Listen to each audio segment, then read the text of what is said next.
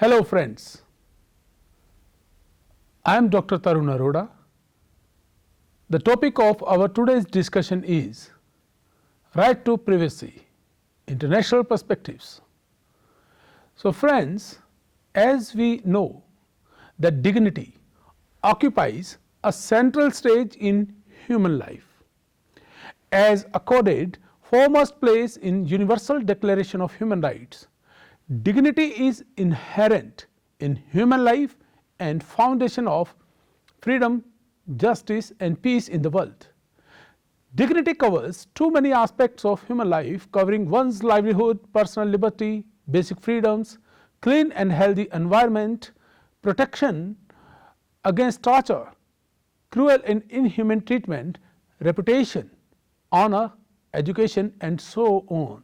Placing all these in a sequence of importance, right to life at the primary place, right to privacy can be placed at the next step of ladder. Privacy is of widest amplitude, covering one's self-respect, personal choices, attributes, bodily integrity, domestic affairs, peace of mind, peace in one's castle, interpersonal communications, correspondence, etc.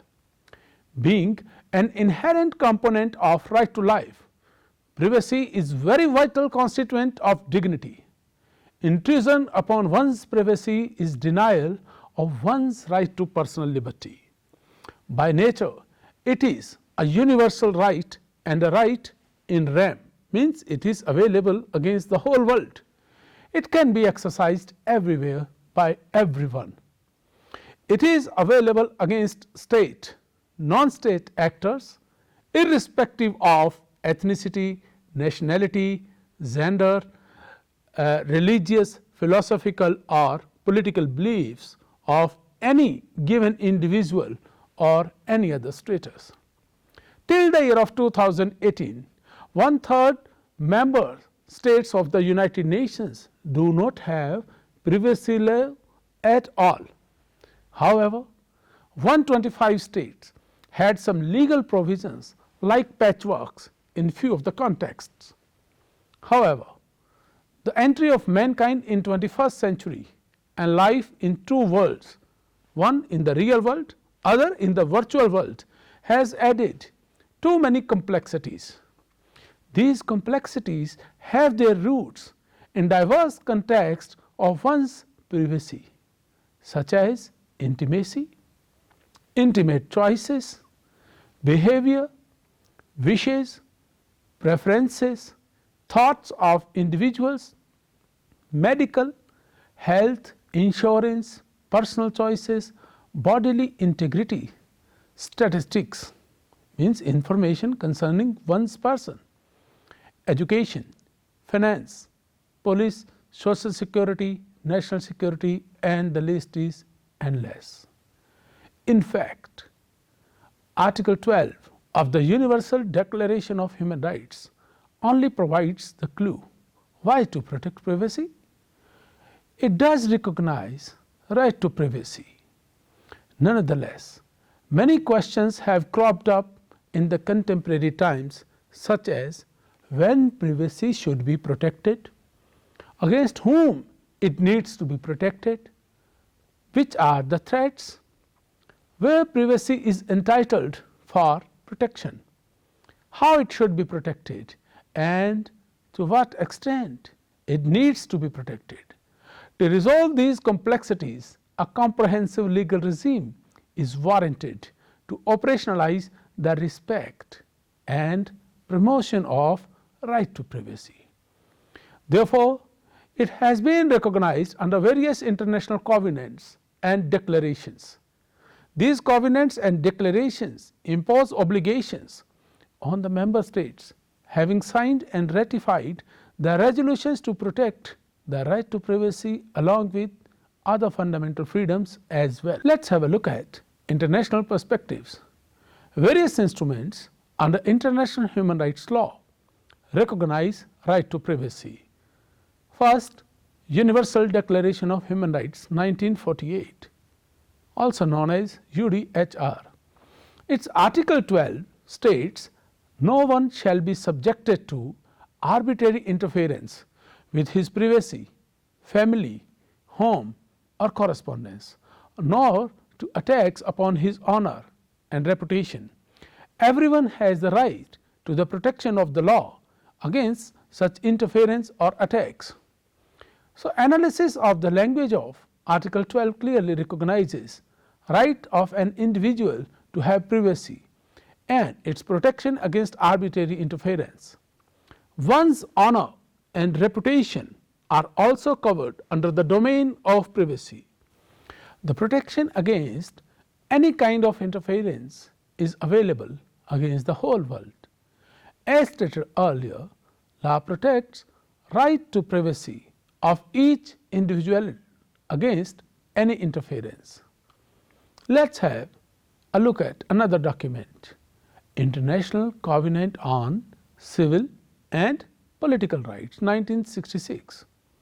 Its Article 17 states in its clause 1, no one shall be subjected to arbitrary or unlawful interference with his privacy, family, home or correspondence, nor to unlawful attacks on his honor and reputation. In its clause 2, it states, everyone has the right to the protection of the law against such interference or attacks. So, friends, if we look at the content of both the articles, Article 17 of ICCPR reiterates the right to privacy along with its same facets, same parts. The preamble to the International Covenant on Civil and Political Rights indeed encapsulates that dignity is the fulcrum of all the rights.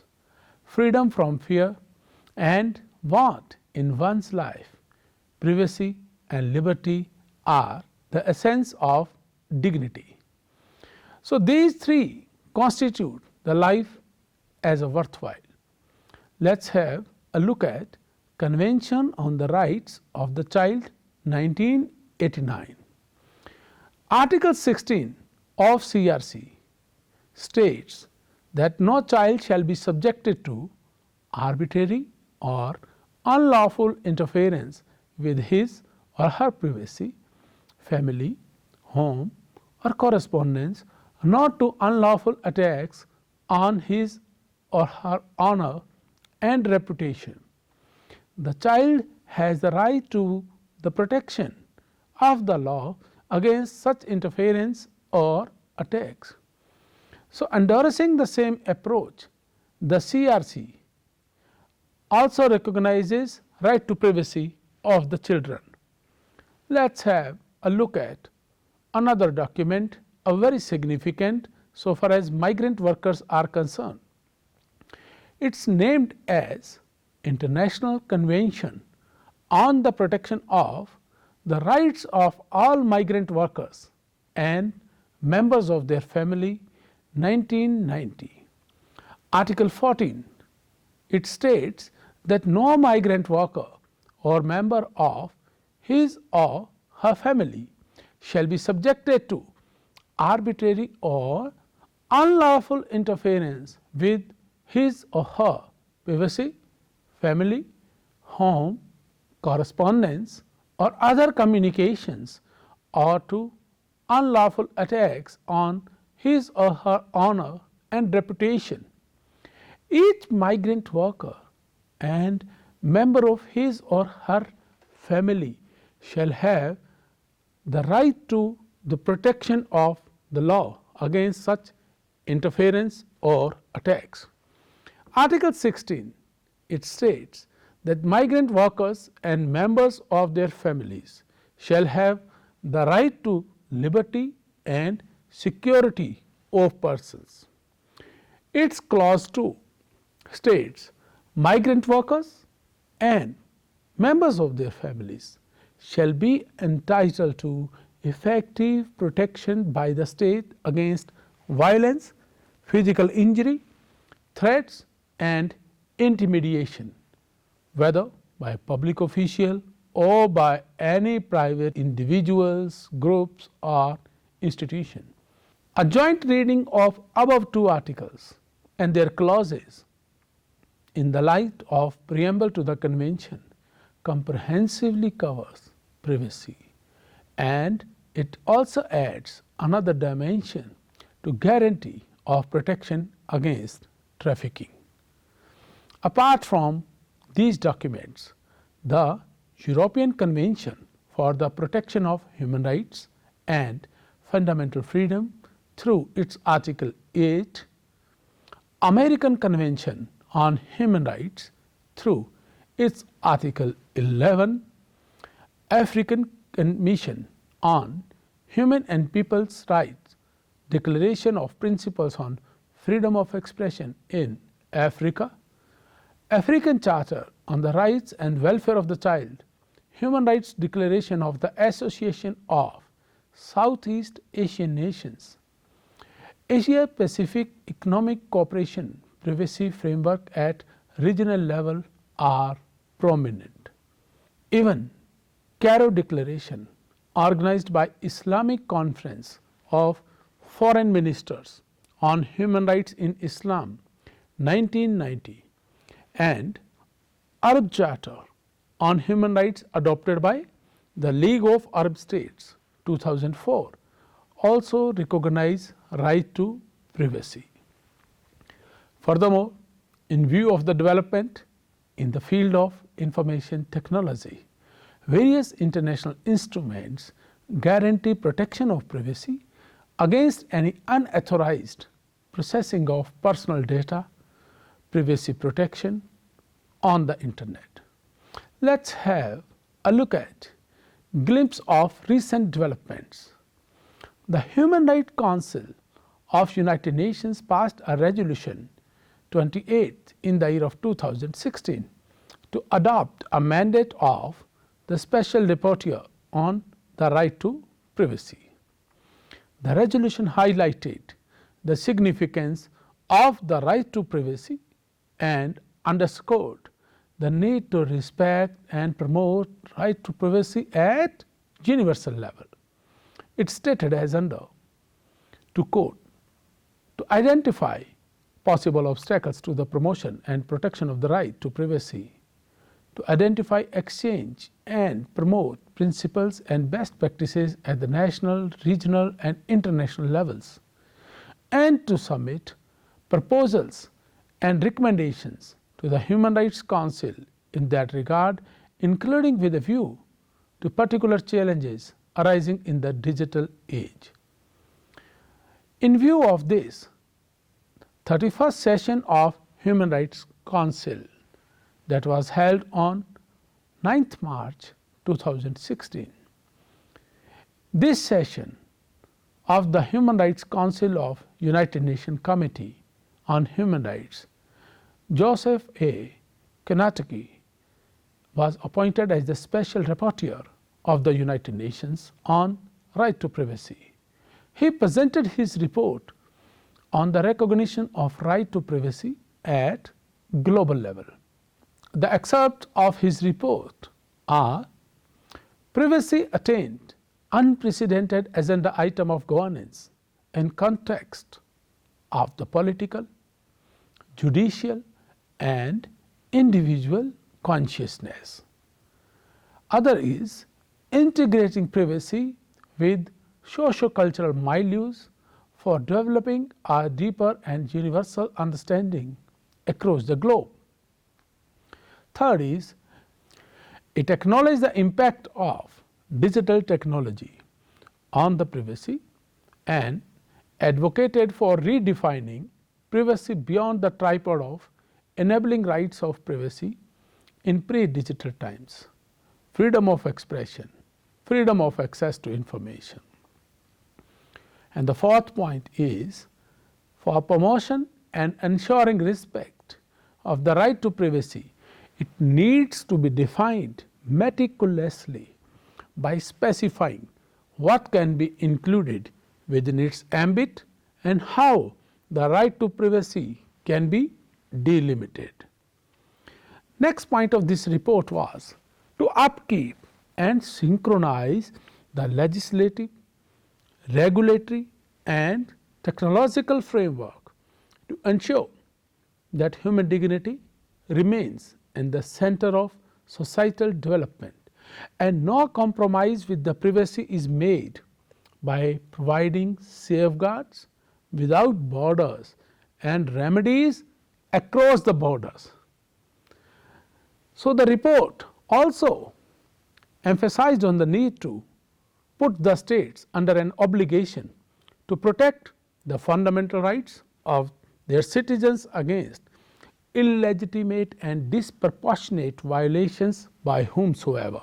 The need to revisit the social contract between the states in 21st century to create trust in the international relationships, to honor commitment for mutual promotion of human dignity.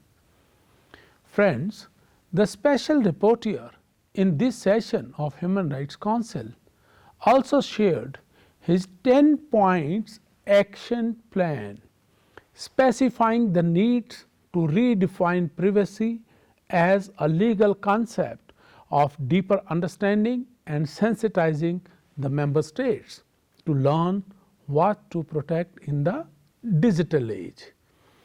Increasing awareness regarding technology and mass behavior in cyberspace, creation of a structured dialogue about privacy between NGOs, data protection and privacy commissioners, law enforcement agencies, security and intelligence services, devising comprehensive approach to legal, procedural and operational safeguards and remedies, technological safeguards, dialogue for corporate world on personal data protection, national and regional developments in privacy protection mechanisms, harnessing the energy and influence of civil society, promoting open discussion on cyber privacy, cyber espionage, cyber war and cyber peace.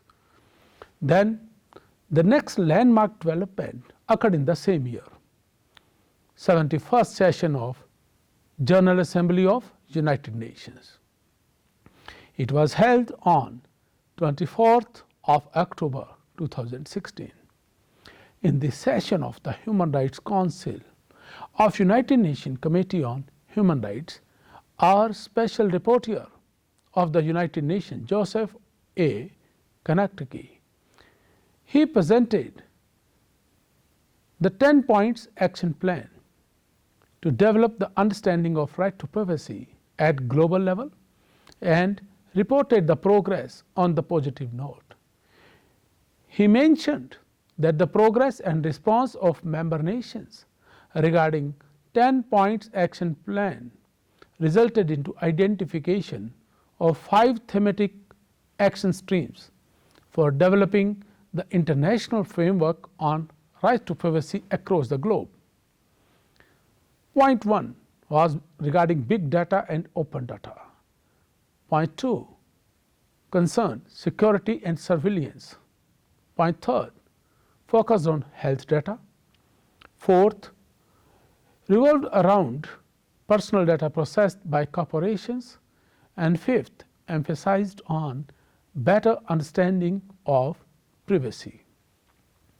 Friends, the special rapporteur, while doing the meticulous work, also underscored the recent dimensions added to the contents of right to privacy, such as right to remain silent in the digital age, data retention, and mass surveillance and relationship between the fundamental right to privacy and development of personality.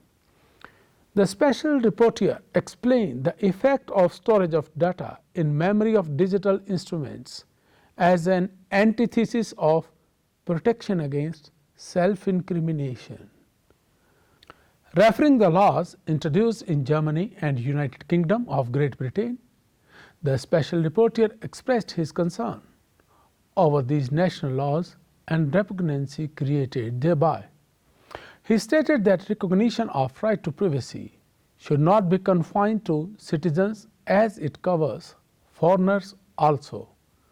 He further referred Article 12 of Universal Declaration of Human Rights, Article 17 of International Covenant on Civil and Political Rights, and observed that these two provisions do not state the right to privacy is to be enjoyed only against the state.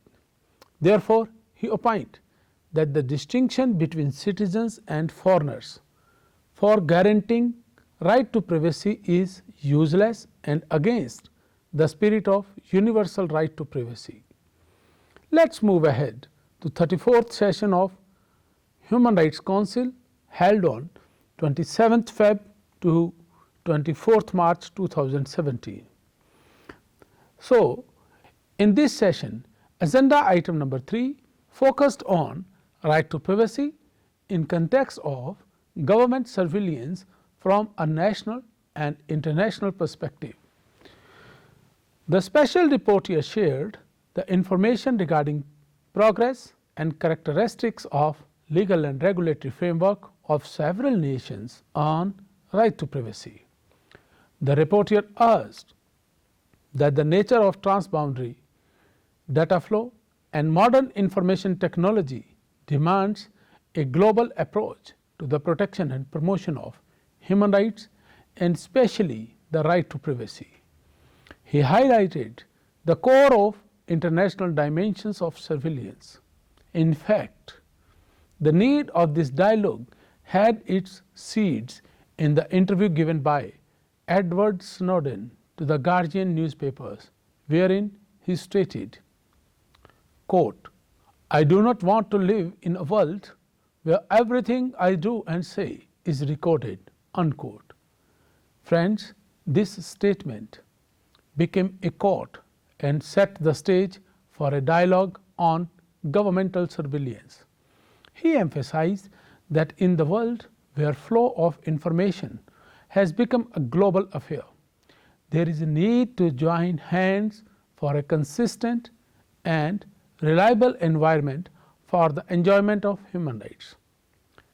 The session witnessed thorough deliberations on the judgment of European Court of Justice Intelli2Suez AB versus Swedish Post and Telecom Authority delivered on 21st December 2016.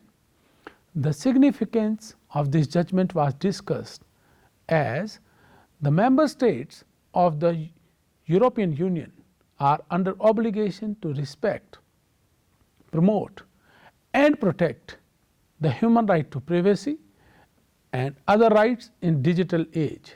Second point of significance was that telecommunication service providers have legal obligations to retain data in bulk, which may have far-reaching implications on the private lives of the subject, as it would place them under constant surveillance. Third, to effectively fight against serious crimes, especially terrorism, the governments have to substantially rely on the use of modern investigation techniques. It may require retention of data. Nonetheless, this need may not justify the deprivation of privacy by a national legislation. Therefore, the court laid down a principle that retention of data must be an exception, not the rule. It further cautioned that proper mechanism with visionary approach should be introduced to provide effective safeguard and remedies to the people. Further, the discussion on the proportionality or the necessity of laws regulating surveillance and permitting bulk acquisition of all kinds of data was made, and the idea of devising appropriate safeguards for protecting one's privacy and internationalization and standardization of the terms and language used in such instruments. Need was felt to devise safeguards of privacy and remedies at multi-level, covering global, regional, cross-regional level above geopolitical boundaries. The obligation and accountability of the government and its surveillance agencies was also recognized to regain the trust of general public. So, final outcome of this session resulted into the recognition of the rights, identifying needs to classify rights depicting hierarchy of human rights, the interrelationship between and among rights, and reasonable exercise in context of peace and prosperity. So, a right holds equal worth to its delimitation and enforcement mechanism. Then 72nd session of General Assembly held on 19th October 2017. 72nd session of General Assembly discussed agenda item 72B that highlighted the vacuum in international law regarding surveillance and privacy in cyberspace and the core substance of Snowden revelations identified as serious obstacle to privacy. It was acknowledged that data carries substantial economic worth in present times. Privacy and innovation can certainly go together, provided use of data efficiently without erosion of human rights is ensured through hard measures. The discussion underlined the need to develop a careful understanding and successful mitigation of risks to privacy, other related human rights, ethical and political values of autonomy and fairness. The special rapporteur highlighted that promotion and protection of right to privacy has two serious obstacles: lack of substantive rules and proper mechanism. In view of it, the special rapporteur suggested to introduce a legal instrument under the aegis of United Nations to lay down a set of certain principles and model provisions for incorporating in national framework. He further suggested assisting member states to plug the gaps and fill the vacuum in international law concerning privacy and surveillance in cyberspace. Keeping in view these facts, the fundamental principles of governance covering responsibility of decision makers, transparency, quality, predictability, security, risk assessment, mitigation, and legal policy and administrative support were restated. Then 37th session of Human Rights Council held on 25th October 2018. The landmark feature of this session was sharing the information regarding creation of International Intelligence Oversight Forum. This forum was established to gather the information regarding surveillance and foreign intelligence from national agencies and parliamentary committees. It was presented that around 70 countries have no privacy law at all, so far as comprehensive regulation of domestic surveillance and privacy protection is concerned. It was also asserted that 100% of the then existing legislations needed amendment and reinforcement. Against this backdrop, the special rapporteur also highlighted the judgment of the Supreme Court of India in Justice K.S. Puttaswamy and another versus Union of India in the year of 2017. He highlighted the contribution of the Supreme Court of India, where it was acknowledged that, to quote, privacy is the ultimate expression of the sensitivity of individual.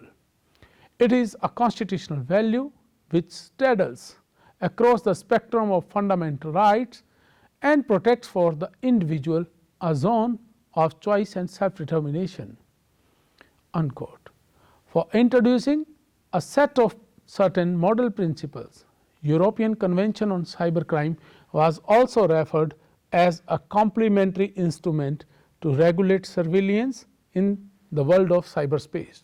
It was followed by 73rd session of General Assembly of United Nations that was held on 6 March 2018. The special rapporteur in his report acknowledged that due attention has been paid to the issue of surveillance and privacy. He further shared that the contemporary obstacles in realizing right to privacy have been further identified as technological based incursions in the health sphere, smart devices as tools of evidence in justice sphere, cyber based violence, gender and other biases in algorithms in social sphere, biometric and other technological tools used in security and surveillance. So, friends, this session emphatically reiterated a fundamental principle of international human rights law, that right to privacy must be lawful, necessary and proportionate. Any violation should ensure access to remedy. Then 40th session of Human Rights Council held on 1st March 2019, wherein the issues of gender based approaches, breach of privacy such as inequalities, discrimination and flexible legal framework were discussed.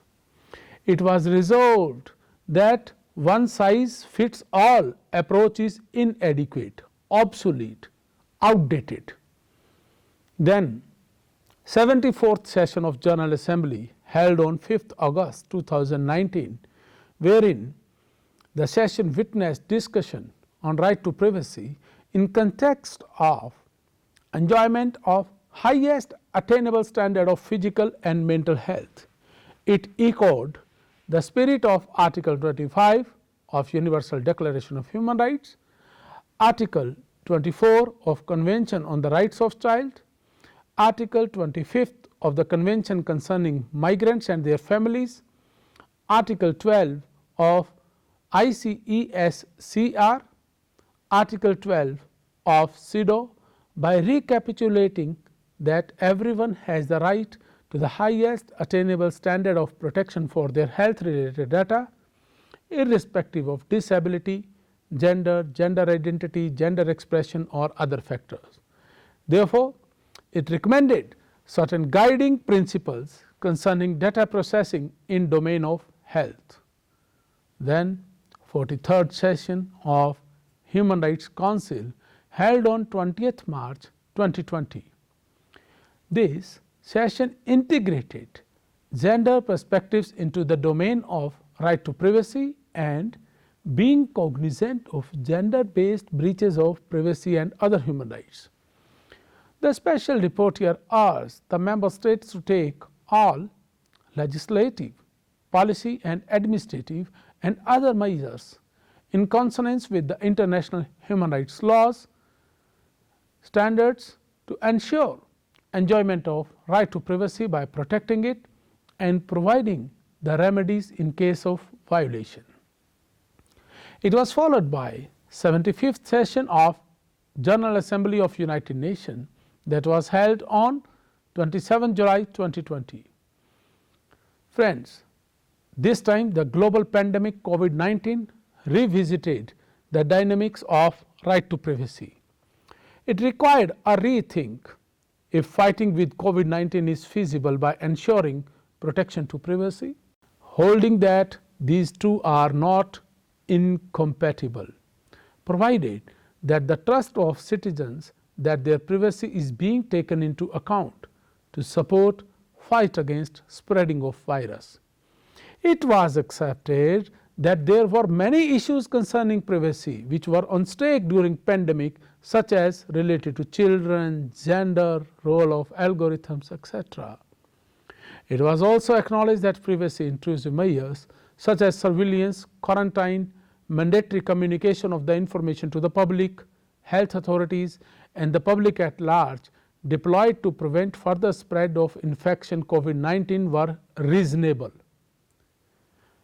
The health emergency powers were wide enough with the purpose to reduce, remove or eliminate threat. These powers authorize the public health authority to isolate, evacuate any person in an area and prevent one's access to any area, control their movement, ordering one to undergo a medical examination, ordering search and seizure, identifying one's geolocation, tracing other persons in contact and their whereabouts, etc. So, to sum up, the upshot of aforesaid discussion is that the right to privacy of everyone, irrespective of biological sex, sexual characteristics, sexual orientation, or gender identity or expression is well recognized right under international human rights law.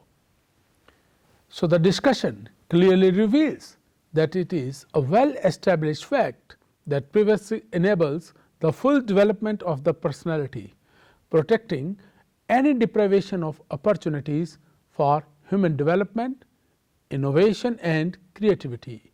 It is a universal and basically right in rem in nature. However, the challenge of pandemic COVID-19 has also compelled the civilized world to restate that no absolute right is guaranteed in a civilized world. So, friends, I hope this discussion must have helped you to understand right to privacy in its international context. Thank you.